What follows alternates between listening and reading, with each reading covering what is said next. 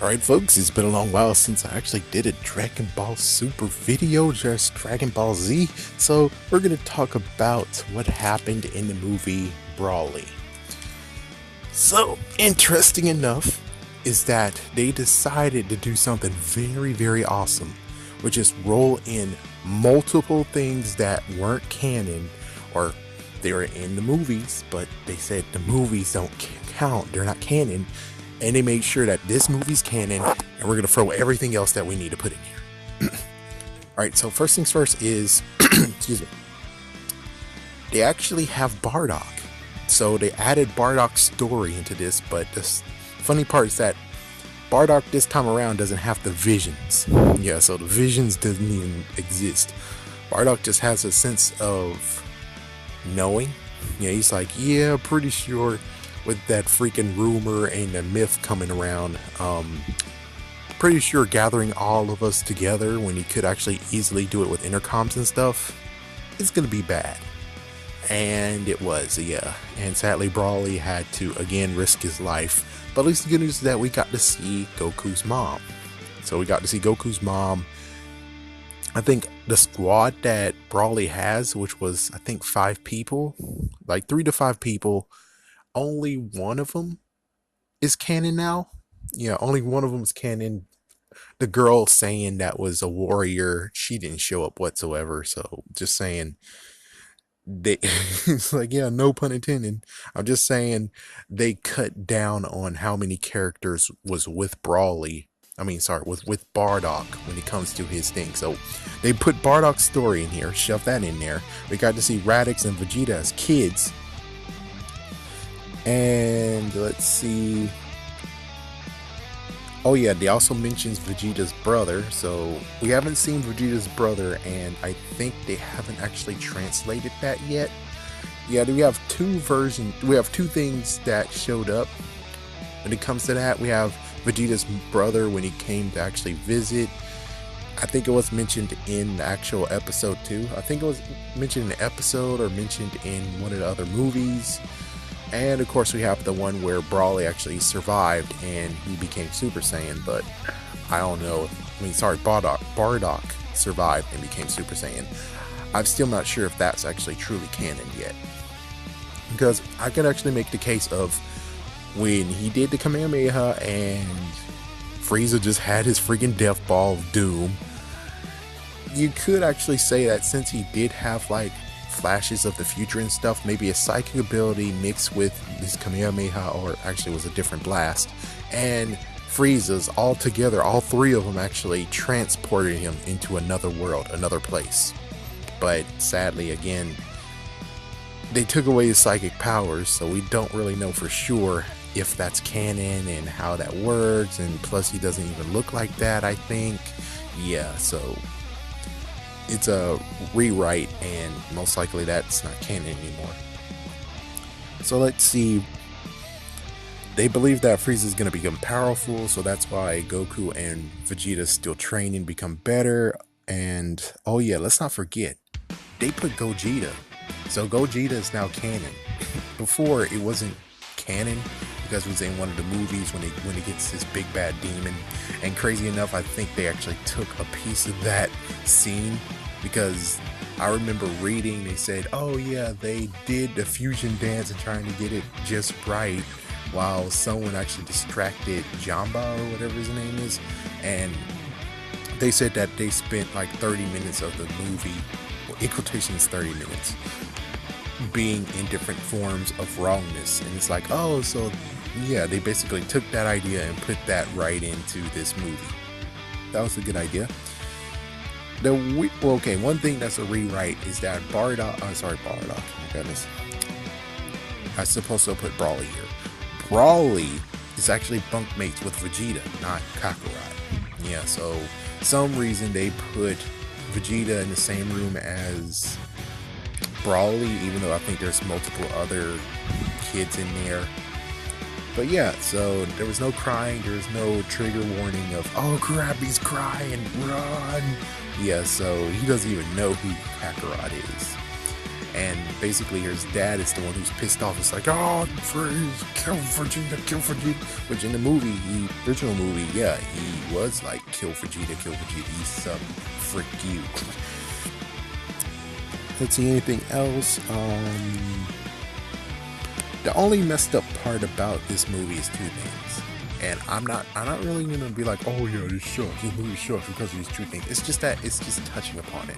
One is fan reasons / Funimation's not doing it fast enough. They should have been doing the series.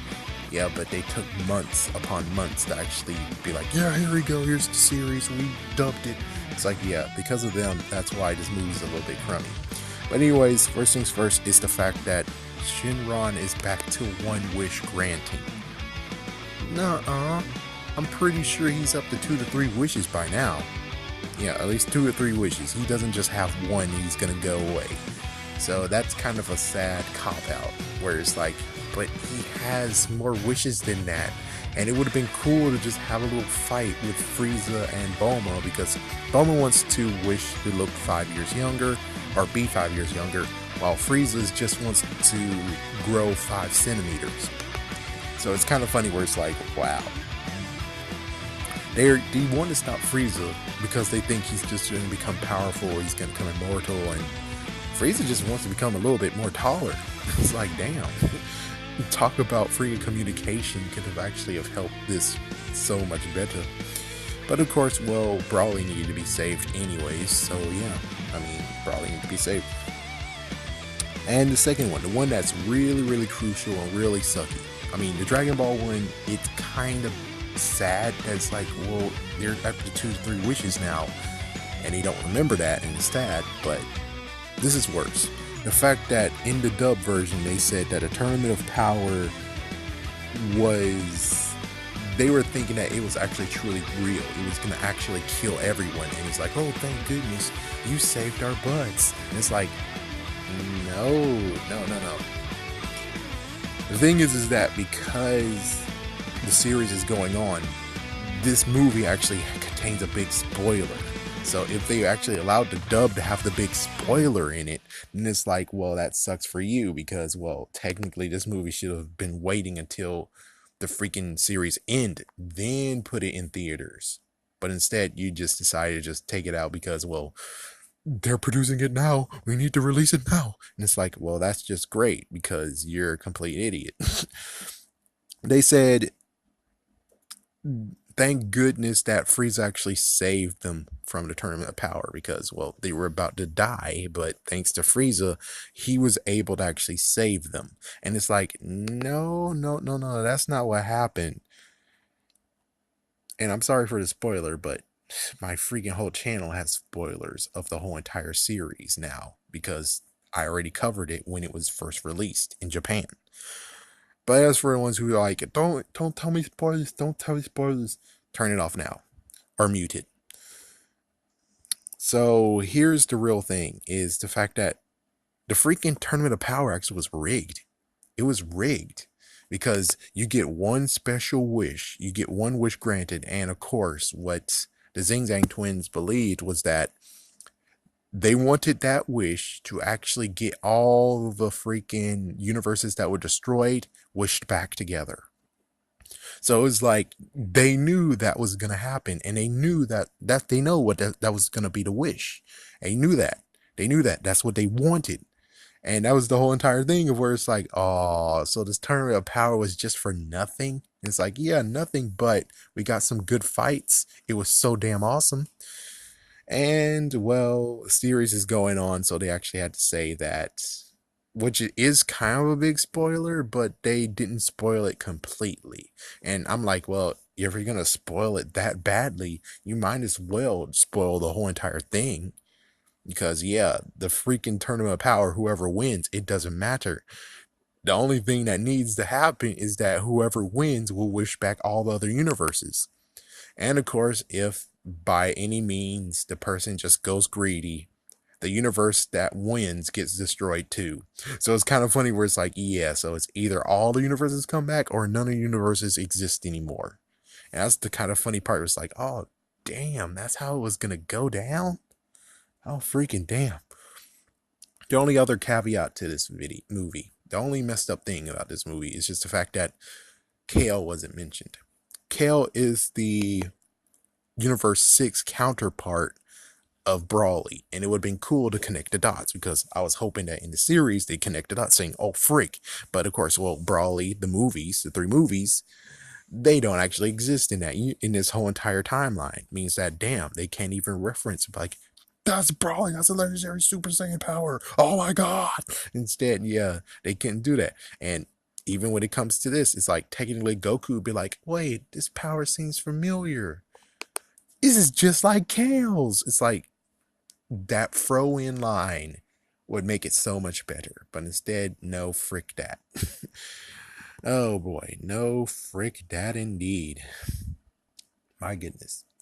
But I will say about this whole entire movie is that they treated Brawly better than they did with the 3 movies we got.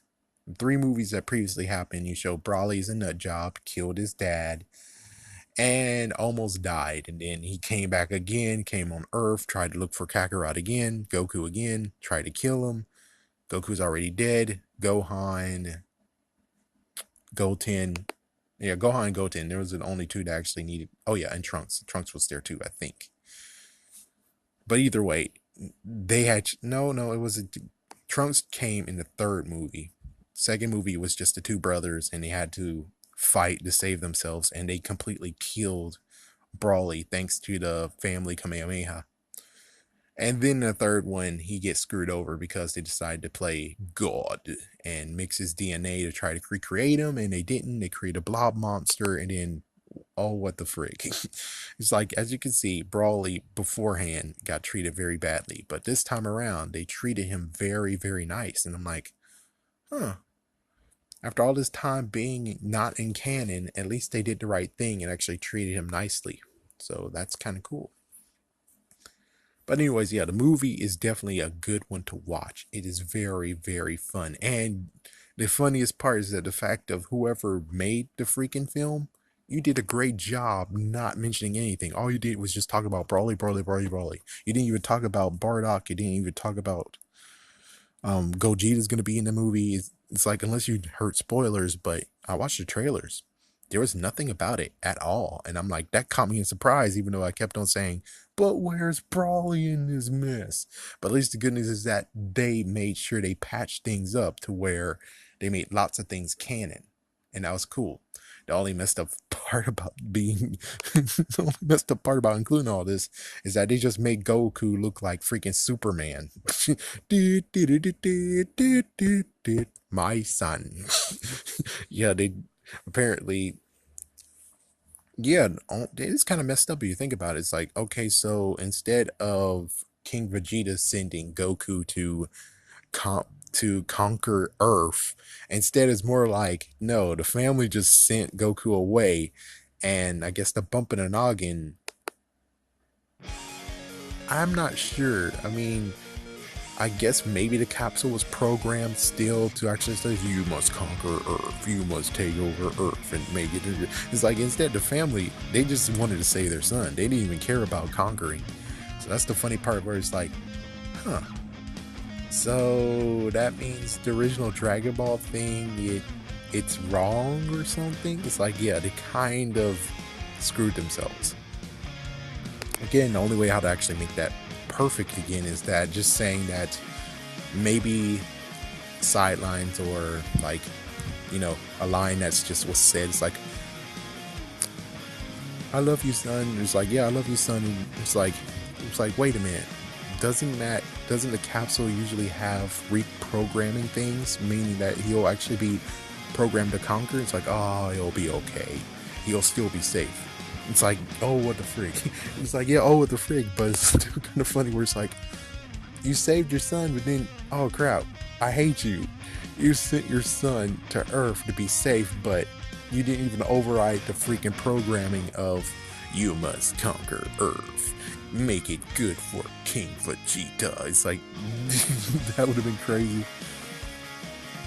But nonetheless, there's some nitpicks about this movie. There's some nitpicks, but just look at how much they crammed in it. I guess the real sad part is that I think this is truly the end, unless they're gonna make another movie, which it is hinted at, but it would be kind of boring. I guess technically they will have to make a brand new series, and I doubt they will, because technically they could have continued on with Dragon Ball Super, and I was hoping they would, but Tournament of Power is the end of the road, and it's kind of sad that that's how it is. It's like as soon as that ends, that's it.